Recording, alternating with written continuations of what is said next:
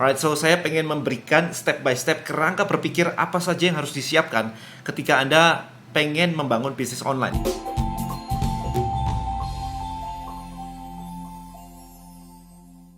Oke, guys, di video kali ini saya pengen sharing kepada Anda mindset saya ngebangun bisnis digital dari nol itu. Jadi kalau Anda mau membangun bisnis secara online, nah ini adalah mindsetnya. Jadi urut-urutannya seperti ini. Alright, so saya pengen memberikan step by step kerangka berpikir apa saja yang harus disiapkan ketika Anda pengen membangun bisnis online. Oke, yang pertama, ini saya sambil gambar ya, sambil kasih Anda supaya Anda bisa lebih memahami lebih detail lagi. Yang pertama adalah pasti kalau Anda mau bisnis online, Anda sudah punya market. Jadi di sini saya nyebutnya market gini ya, market itu harus udah ada, clear. Kalau Anda nggak punya market, nggak punya orang yang mau beli produk Anda, ya Anda nggak jadi punya bisnis gitu aja. Nah, yang kedua adalah Anda punya produk. Ya. Banyak orang itu selalu berpikir bahwa perjuangan ini dimulai dari produk. Padahal sebenarnya perjuangan ini urusannya panjang. Kalau digital marketing itu bukan ngomongin tentang produk aja, banyak urusannya. Makanya di video ini saya pengen share pada Anda. Nah, sekarang step pertama yang harus Anda pastikan adalah Anda harus memastikan bahwa produk Anda laku. Nggak ada namanya orang berbisnis kemudian nggak tahu produknya laku atau enggak. Kalau saya mau bikin kelas digital marketing, saya tahu pasti ada yang mau beli. Bukan coba-coba ya. Jadi yang pertama itu pastikan laku.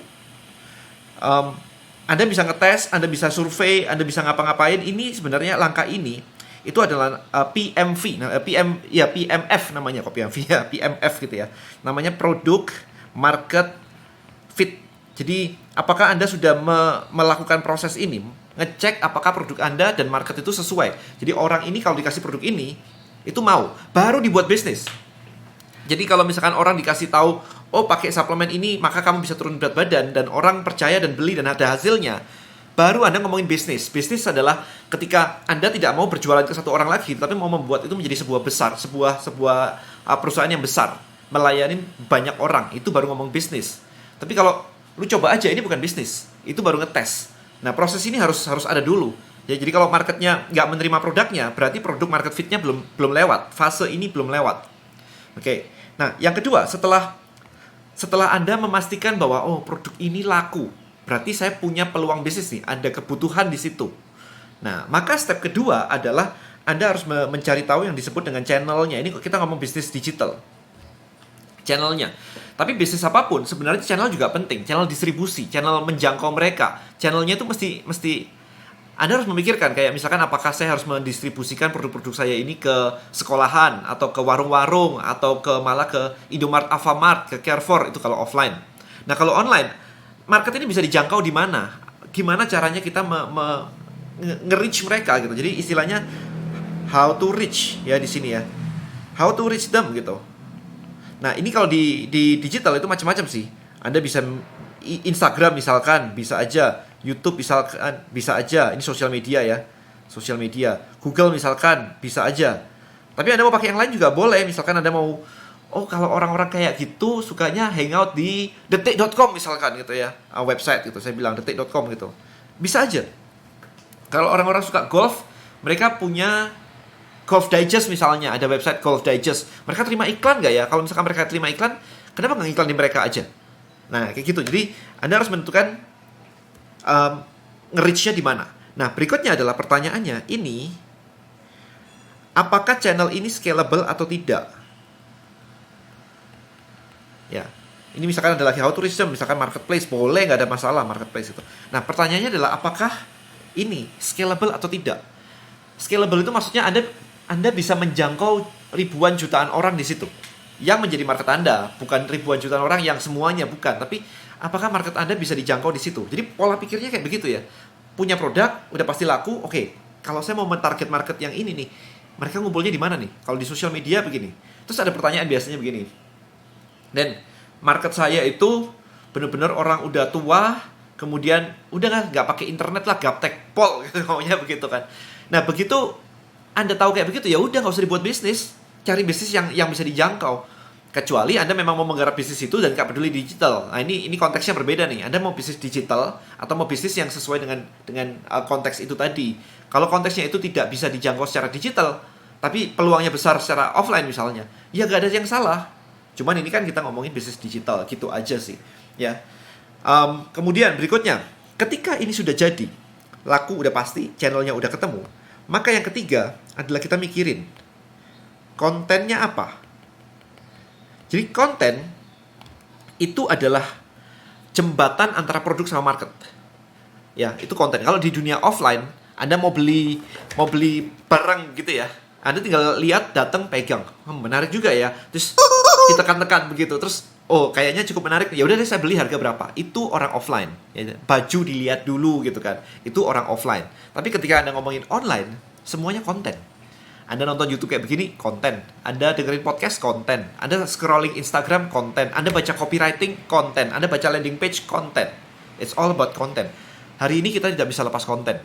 Meskipun yang konvensional kayak TV, radio semua masih ada ya. Nonton TV, konten juga. Dengerin radio, konten juga.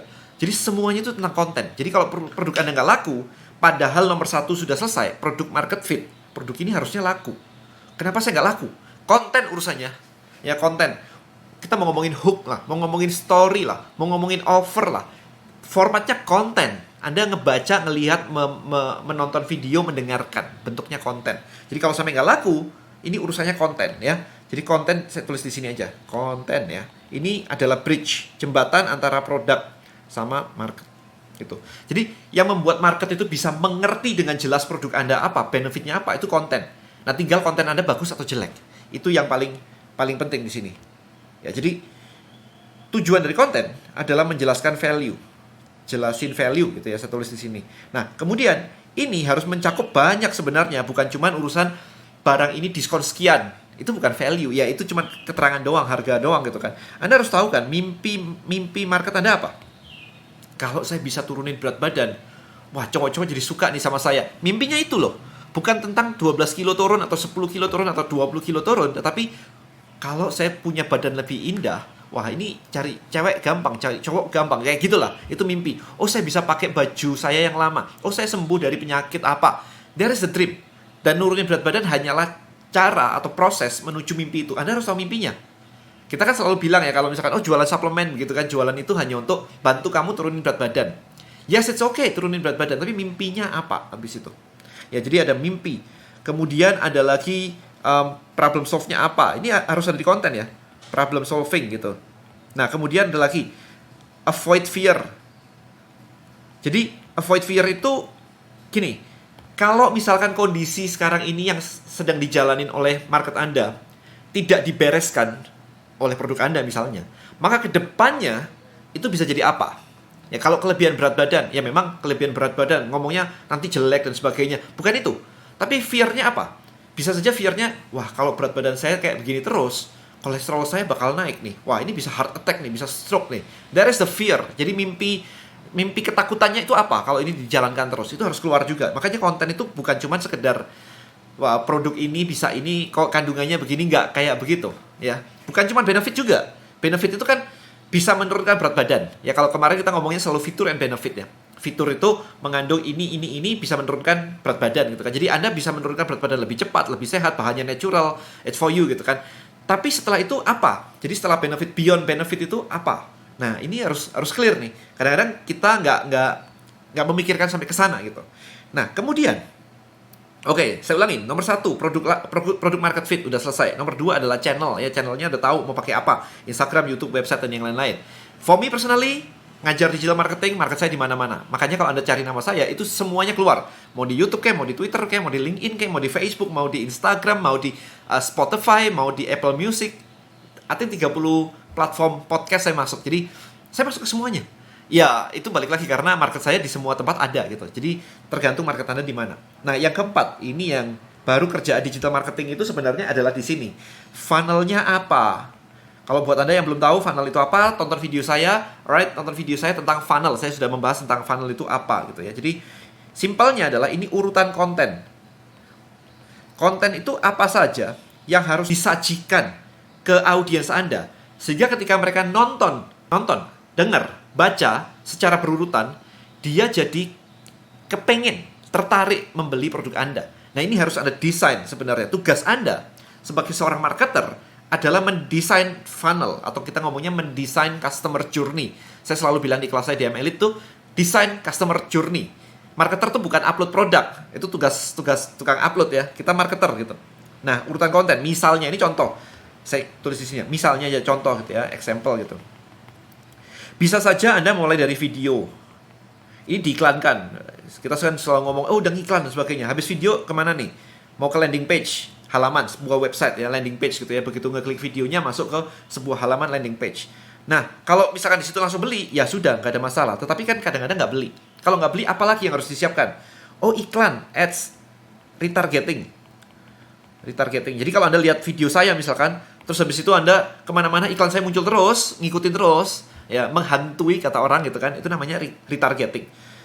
Nah, kemudian setelah sini apa? Kalau beli ya sudah. Bisa saja di sini dimasukkan dulu ke list. Makanya saya ada kelas namanya List Building Mastery. Nah, Anda bisa sign up langsung di listbuildingmastery.id di bawah ya. List Building Mastery. Kita ngajarin Anda untuk bikin database prospek. Gunanya apa list ini? Gunanya sebenarnya adalah edukasi. Siapa tahu dengan iklan aja nggak cukup gitu. Edukasi. Baru kemudian di sini jualan. Nah, gitu. So, ini adalah yang disebut dengan funnel. Urutan ke sini, ke bawah, ini yang disebut dengan funnel. Nah, apakah harus kayak begini? Enggak juga. Bisa saja nih funnel kedua nih ya. Ini funnel pertama, gitu ya. Funnel kedua, bisa saja misalkan dari video ads. Nah, ini langsung masuk ke list. Dari sini edukasi. Dari edukasi ke landing page. Baru jualan. Itu bisa. Nah, tugas Anda adalah sebenarnya mencari tahu funnel mana yang works buat bisnis Anda. Funnel mana? Ini diutak-atik. Bisa saja videonya nggak satu loh. Bisa saja videonya ada 6. Video 1, video 2, video 3, video 4, video 5. Video ini yang baru landing page. Itu bisa saja. Atau video 1, video 2 landing page. Habis itu retargetingnya video 3, video 4, video 5, video 6 gitu. Jadi itu nggak ada bakunya seperti apa. Semakin orang susah dijelaskan tentang produk Anda, semakin butuh panjang bentuk funnelnya. Semakin mudah, kayak kemarin saya jualan bra, jualan BH gitu kan. Funnelnya simple banget, video ads, landing page, langsung jualan. Habis itu baru masuk list. Jadi, saya kemarin melakukan jualan BH itu gini. Video ads itu cuma satu. Video ads, habis itu masuk ke landing page, halaman produk ya, halaman produk. Begitu orang beli, ini langsung jualan, ini baru masuk ke list. Nah, begitu masuk ke list, nggak didiamin dong.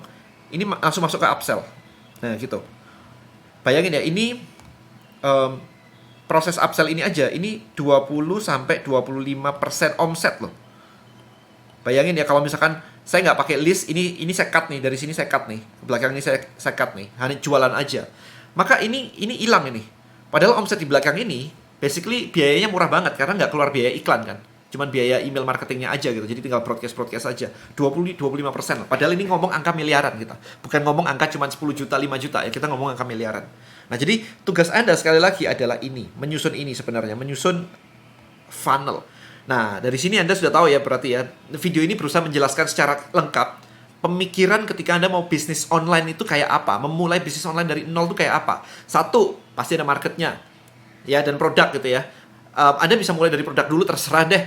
Ada yang bilang marketnya ribet banget mulai dari produk. Yes, terserah deh, mulai dari produk dulu. Habis itu nyari marketnya gitu kan. Nah, habis itu pastikan laku. Ini yang pertama ya, pastikan laku. Kalau Anda nggak laku, ya nggak bisa dibuat bisnis. Kalau laku, baru bisa dibuat bisnis. Yang kedua adalah channelnya, how to reach them. Bagaimana Anda mau menjangkau mereka, ngambil market itu gimana caranya. Yang ketiga adalah kontennya. Anda mau mendesain konten itu apa saja. Apakah harus diedukasi, apakah nggak harus diedukasi. Ingat, semakin tidak perlu diedukasi, biasanya semakin red ocean. Makanya saya suka mencari bidang-bidang yang selalu butuh edukasi. Mulai dari suplemen, mulai dari Trebelio, kemudian ada Bonels, semuanya butuh edukasi. I love it, karena edukasi itu meminimkan perang harga. Biasanya kayak begitu, in general. Yang keempat adalah funnelnya, urutannya. Ya, ini penting banget karena tiap industri, tiap bisnis, urutannya pasti berbeda. Dan Anda perlu menentukan urutan seperti apa yang convert jadi penjualan. Ya, jadi kurang lebih kayak gitu. Alright, so hopefully Anda mendapatkan banyak sekali di video ini kerangka untuk memulai bisnis online, terutama untuk pemula. Praktekkan baik-baik, ini pelan-pelan, sabar, karena ini bukan sesuatu yang instan. Kita pengen membangun bisnis online. Alright, thank you so much and see you in the next video. Bye-bye.